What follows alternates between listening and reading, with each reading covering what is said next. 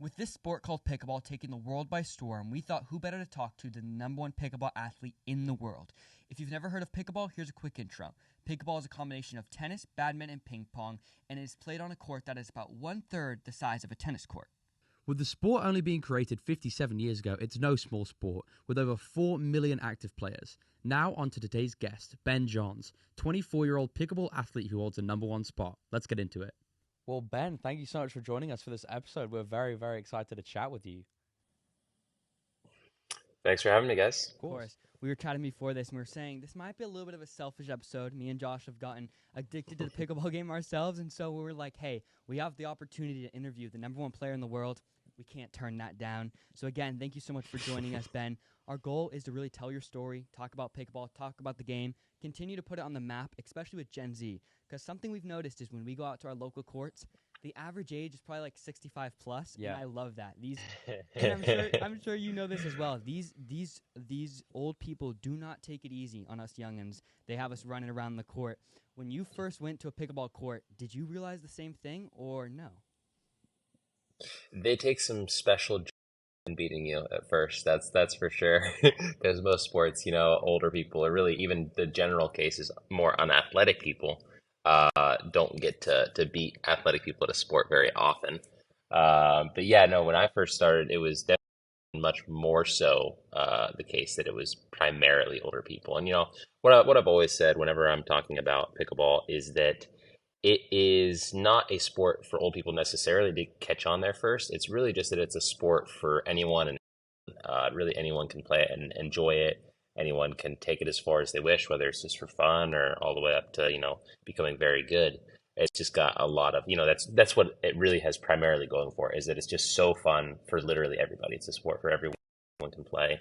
And that's what, brings a lot of interesting people together, whereas most other sports, it's kind of similar people, which there's nothing wrong with that. It's just different. Definitely, because that's why, as we realize, amateur pickleball is very, elderly based. That's the main, age of the players. Is that the same with pro pickleball, or have you realized more in pro pickleball now it's more young people? Yeah, so two things on that. One, pro pickleball is high level enough to where you really can be older and compete on any reasonable level, in singles especially. So the average age in singles is 20s for sure. There's not many guys above 30 still playing singles. In doubles, you can get away with it a little bit more because you're covering less. There is one top 10 guy in his 40s, and he is the only outlier. He's 44. And he's very good, but other than him, it's almost all guys below 35 that are anywhere near the top. Yeah, so it's definitely most sports. I think just about any professional sport is, 20 to 35 is the general range you kind of get. And then another point on that is really that it's also geographical, not just, the level. For instance, I live in Austin. Average age playing here, which to be fair, the average age in Austin is pretty low, but the average age here playing, I'd say, is probably high 20s. And I think the national average has gotten down to high 30s now. Whereas when I started, I think the average was 60. So going from 60 to 38, 39 average age playing in the course of probably 5-6 years, that's pretty dramatic. Yeah, no, that's crazy because with the pickleball courts that we go play at in our hometown, I was talking with a lady who was playing there the other day, and she said that a few months ago, she had never seen anybody there under the age of 50, and she'd been playing there for 8 years. And then now recently, over the last few months, she's seen it's become pretty dominated with a lot of people in their 20s, even in their early teens. There's so many young people playing now. How do you think that makes other people feel, the older people feel in the sport, that now it's becoming more young people dominated?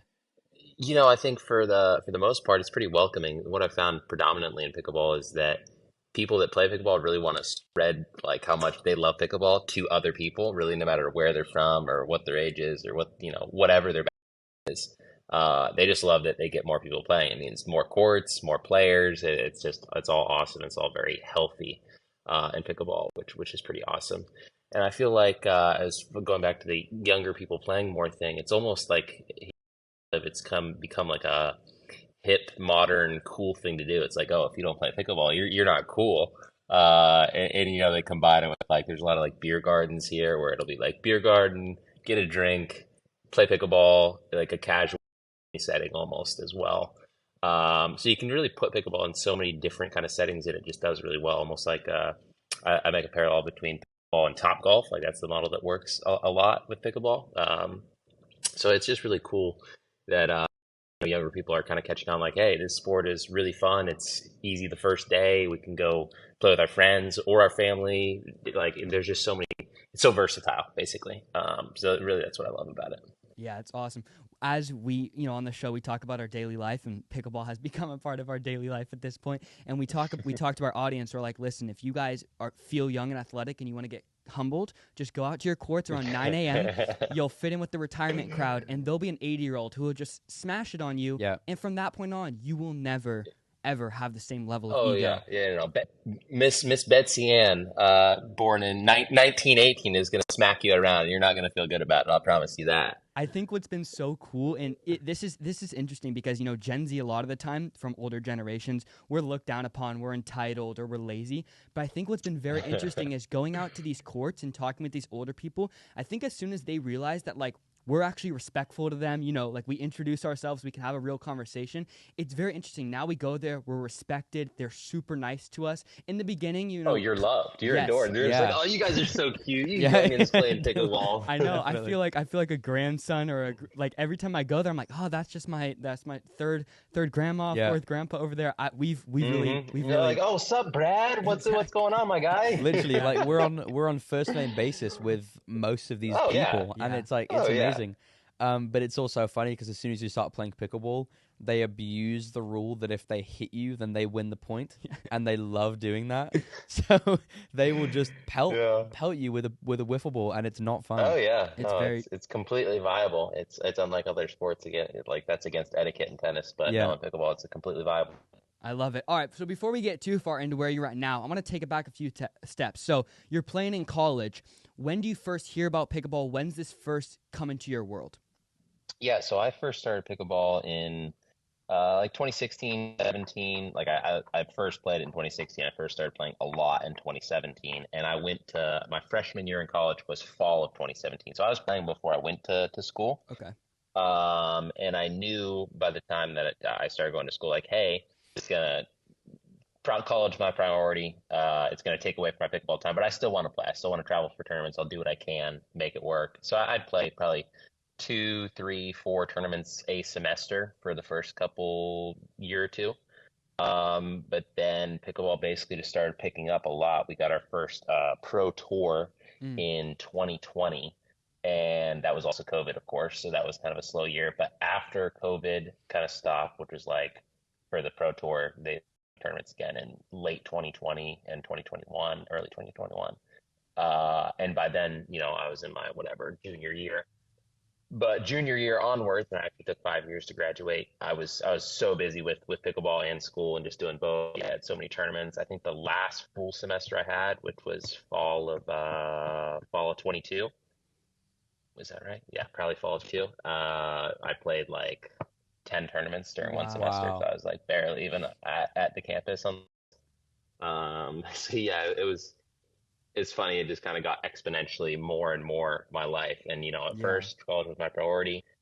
And I was like, I'm going to get a real job, get a real degree, all that stuff. And then by the time like last year in 2022, it's like, oh yeah, I am well aware that I am not going to be playing pickleball anymore. Yeah. I mean, I won't be pursuing a real job. I'll only be playing pickleball as my job. So it was an interesting change over the course of many years at school.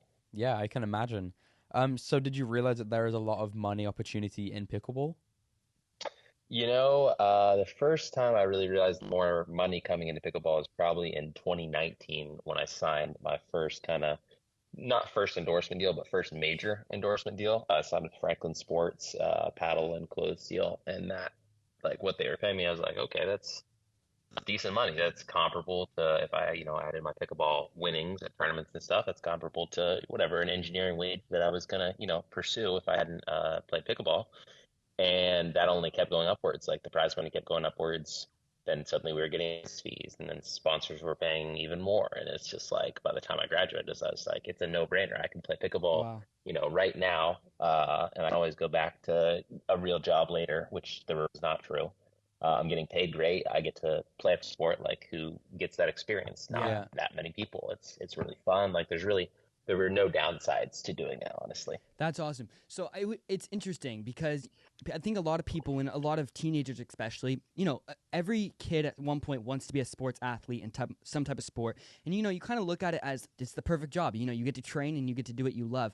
Let me ask, I'm sure there has to be a sense of pressure as an independent-ish athlete. You're not necessarily on a big major sports team in the NFL or the NBA. When it comes to the independent pressure, how does that compare to a job that's a little bit more comfortable? That's a great question, a great point, because I've actually talked about this with a couple people recently. It's like, you know, on some level, from the surface level, it seems like the life, right? Yeah, You get to be number one, you get to play a sport professionally, and this and that, and it seems like great. They're like, there's more to it in there. I was like, well, yeah, there actually is. Like, there's a lot of pressure in holding what you've achieved. definitely. Everyone loses it at some point. Like, Yeah. there is always a lost process. No matter how good you are, eventually somebody's going to be better than you because of just time, right? And you're basically trying to maintain that. And every day you're asking yourself, am I doing my best to maintain that? And if I'm not, that doesn't feel good at all, right? It's Mm-hmm. like I'm not working hard enough. So it's not really like you're worried exactly. It's more just like there is some pressure on you, and yes, pressure is a privilege, but also it can get wearing. Mm, It's both for sure. And then just the how the life works in general is it's a lot more of a job than people see. They're just like, oh, you just go play definitely. tournaments, right? You Yeah. just go play a game. And I was like, well, didn't see the 3 hours of time I put in on court practice daily. That Yeah. it's not fun and games. It's putting in hard work, and you're literally having to think, okay, what do I need to practice? How do I practice that? If I'm not practicing, I'm being caught up to by other players, Mm, right? Um, and then you got your diet. You're always thinking literally 24/7. Am I eating the right stuff? Am I doing my best in that capacity? Am I doing all the work I can in the gym? There's so many aspects to it that off the court that continue on throughout your whole day. So you may not be working a traditional work day, but you are working in some sense at all hours of the day. For sure. I think that's actually refreshing for people to hear because I think a lot of the time we see this painted picture on social media. I mean, if you were to just go look at Ben's social media, you're like, oh, he just won that tournament. Whoa, he's working with that branch, and it looks like the perfect life. But to hear it straight from the source of the number one player being like, no, like you didn't actually see that work. And I Yeah. think we understand that. People think we just sit behind a microphone and talk, but it's like, wait, no, we're working on that sponsor, and we have to set up a studio. And I think Yeah. that's actually Oh, it's there's so much more to yes, everything, sure. right? There's more than meets the eye to you guys, 100%. and that's true with so many things. But what I like to tell people more than anything that they start to relate to is just like, bro, I'm always tired, man. Like, I am always working so hard that at the end of the day, I'm just like, I just need to go to sleep. I can't go out. I can't do anything. Yeah. Yeah. I'm wrecked right now. And then I'm gonna, wake up and do it again tomorrow. Yeah. To some people, that would be the definition of torture. So Yeah. But Yeah. for you probably wouldn't trade it for anything, right? This is what you've wanted, and now you get exactly. to No, live I'm it. so grateful for it. I do love it. I enjoy it so much. And yeah, of course, there's the stuff that's difficult to it, but what's enjoyable, it can't not be difficult. That's enjoyable as well. Yeah, I Yeah, agree. because I know with a lot of people, once they get to a certain level in their life, once they get to, like you, once they get to the number one of where they can be, I feel like that's when you can start getting bored with what you do because there's no really anywhere else you can go from that. But as you said, you have to Yeah, constantly keep yeah. working to make sure you stay at the top, because there's people on the horizon. So right now, is there people that you feel like are coming towards that spot, coming to take that spot from you?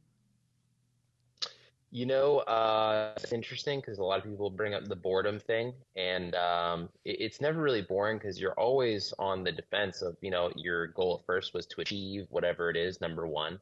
And then after that, you still have a continuing goal, which is like to improve as much as you possibly can, and you need to improve and adapt such that you hold on to what you have for as long as you can. That is a goal in of itself. Yeah, Now, as for like other people pursuing you, there is always that mentality of everyone is out to kind of, get you to catch up to you.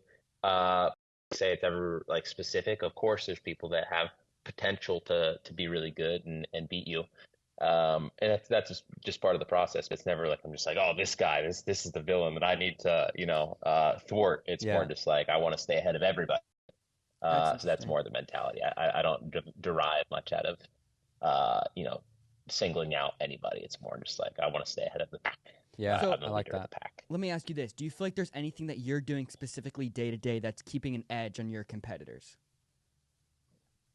I think there's a lot of ways to do what we're doing. So I'm sure everyone kind of tries to improve uniquely and prove that you have control over, and some is a little more intrinsic. So I find that a little more intrinsically, I've naturally been able to experiment a lot in a Mm. sport that's relatively new. Well, very new, honestly. It's not even, it's just straight up new. It's a sport where you don't have a bunch of people telling you, okay, this is the right thing to do. This is what you need to practice. Don't do this. We don't even have coaches in pickleball because nobody's been around long enough to Hmm. really know what to do. And Yeah. the game changes year to year in terms of strategy and what we're learning and strokes and technology and this and that. We don't even have like stats in pickleball really, like Hmm. mild stats at best.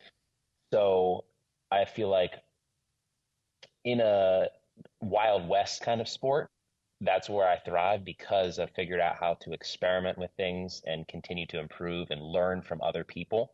So I'd say it really comes down to staying ahead of people by being very experimental and willing to keep adding things and getting better. Whereas I feel people, they're a little more ingrained in practicing what they know Hmm. and getting better at what they know rather than finding new things. That's Yeah. interesting. It's like with such innovative sport, you have to be innovating independently as an athlete because That's exactly what it is. it's like when you Yes. think about A it, lot more succinctly said by you. well, it's interesting because it's like the sport is so new and it's very rare that we see, I feel like personally, that we see a sport so new but also moving so fast. Yeah. So it's like stuff that Ben does now in 5 years, who knows where the sport will be, but he'll be the guy that paved the way because of what he's saying right now. He's like, you have to innovate with innovation in a way. Exactly, because being the number one athlete in the fastest growing sport in the world is gonna mean that you have a lot of you'll be the one paving a lot of new development in pickleball. I feel like, and I feel like that can be a lot of pressure, but it's also something very exciting because you're like, if you created a new move now that nobody's done before that Yeah. becomes very popular, 10 years down the line that could be something that every single pickleball player is making common practice. Yeah, it's And I think that's something that's really Yeah, cool with a new that's sport. 100% what happens. Wow. Yeah, Yeah. it's like trickle down, right? Like one person does one thing, other people start to do it, and then it just trickles down to everybody else. But you are absolutely right in what you said that it is very rare that you get to be in a sport that is innovating as quickly as pickleball is and growing as quickly as it is. It's really a privilege that we even get to do that. Like any of us, not even just Yeah. professionally, but how often do you see a sport like this that has grown like this as new as it is? It's crazy. Yeah. Well, it's like I'm 17, so it's probably the first in my lifetime, and I mean I can't think of any other sport in my lifetime that I've heard of, but is also already being played on a professional level, but also isn't even 10 years to the public eye Yeah. known. That's a crazy thing. So with pickleball being so new, let me ask you this: do you see it being played in the 2024 Olympics? So I know a lot of people ask questions about the Olympics, and I think what they don't realize behind the scenes is sports getting into the Olympics is a ton of Oh, yeah. bureaucracy, like way more than you'd think. Yeah. So it's quite a process. To tell you with 100% certainty it will not be in 2024, Okay. and that the earliest it would possibly be is 2028, Okay. which is in LA. And the only reason it would be even that early is because the US is hosting it, and the host do what they call like demo sports in the Olympics or an exhibition sport, I think they might call it. I forget what the exact term for it is, but basically the sport gets to introduce either a new the country gets to introduce either a new sport previously in the games and bring it back. So actually when Japan hosted it in Tokyo, I think they brought back baseball. So some people didn't know that baseball actually was not in the Olympics for some amount of years. I'm pretty sure that's right. So the U.S. would have to do that for 2028 for pickleball, but they'd have to do a bunch of things in that process that would need to start like now, Yeah. which see. is you need like a minimum number of countries playing with minimum participation. And then you need to prove that that sport can be competitive, meaning the other countries need to have professional players and professional tours. Yeah, I mean Which that is does process. make a lot of sense because you can't just have America being top dog like definitively. Like you need to have other Yeah, countries just that like, can. oh, here's a free 15 gold Yeah. medals. Yeah, literally. Well, not only that, you have to think about it like skateboarding was just introduced, and that's been around a good amount of time. Yeah. Skateboarding's, it's a little bit different because Yeah. it's like hard to put on a competitive level, but that's very interesting. I mean, you always think like, okay, the Olympics is the highest level, but you would never think Yeah. it takes that much, right? Well, It's crazy. will we see if it's in the Olympics in 2028?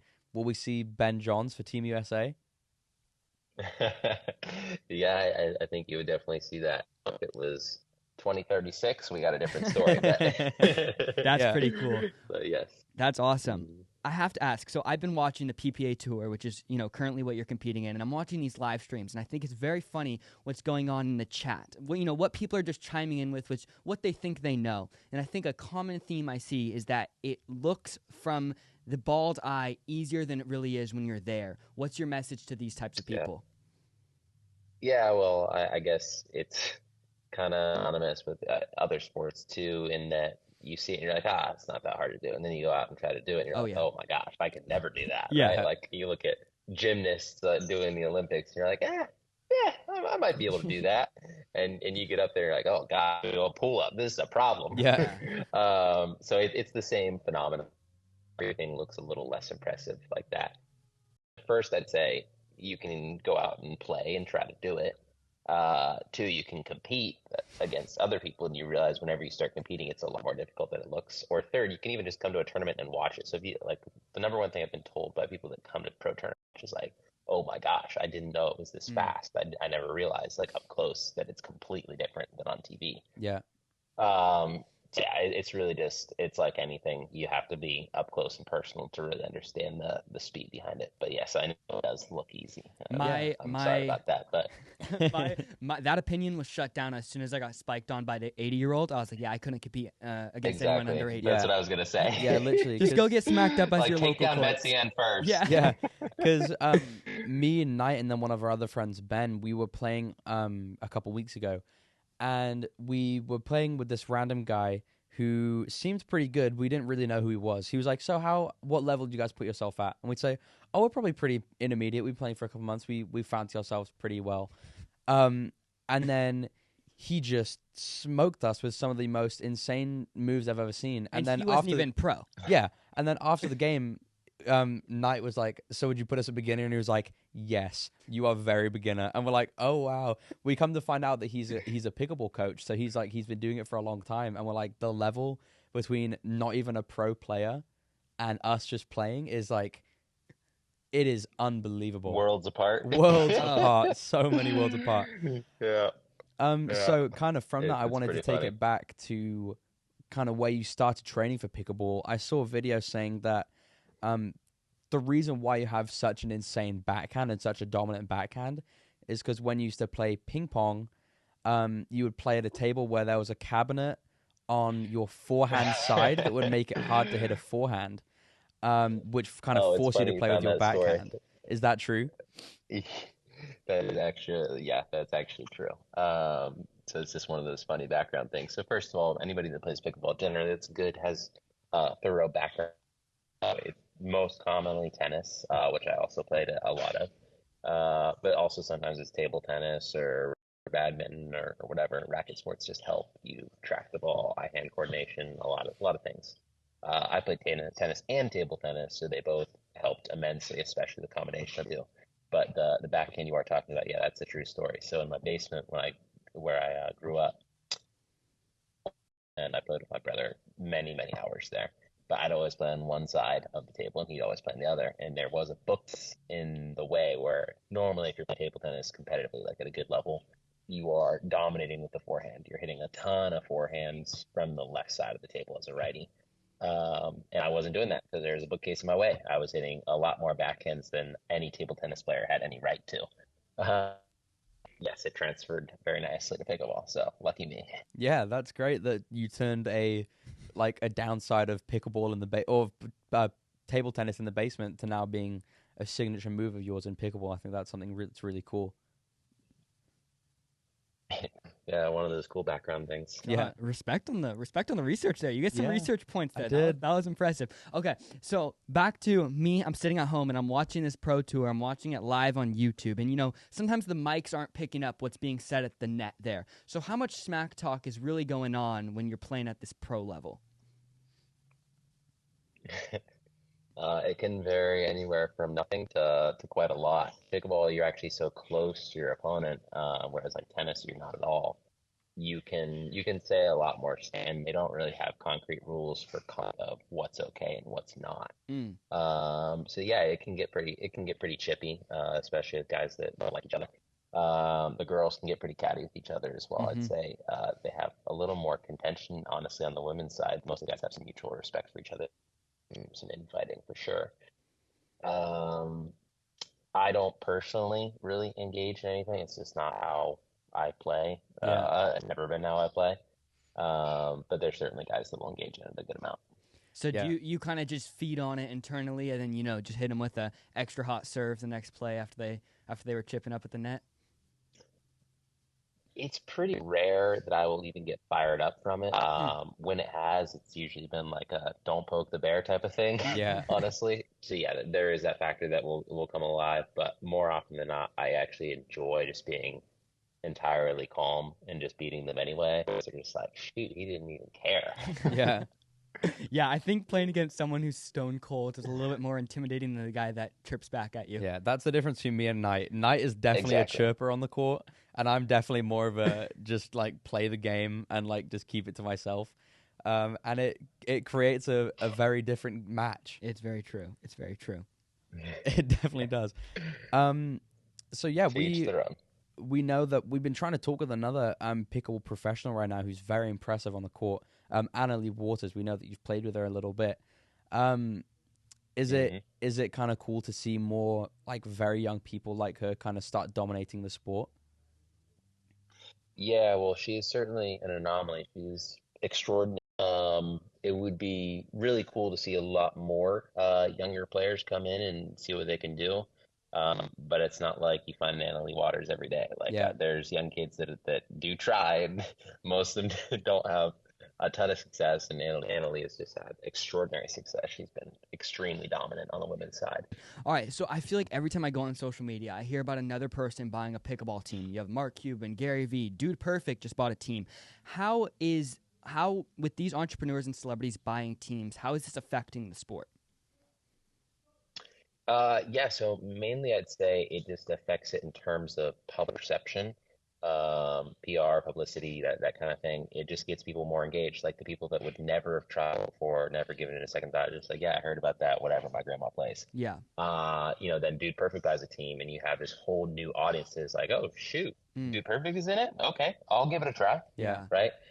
So it's very about engaging groups that otherwise would not have tried it. Because one thing you got to say about pickleball is when people try it, they usually like it a lot. Yeah. So if you can get people to try it, you're in a great position with pickleball. So that's really what engaging these types has done. And there's a lot of different types, right? You got Brady, you got LeBron, so you got your athletes there. You got Dude Perfect, YouTuber. You got Gary Vee, and all kinds of different stuff.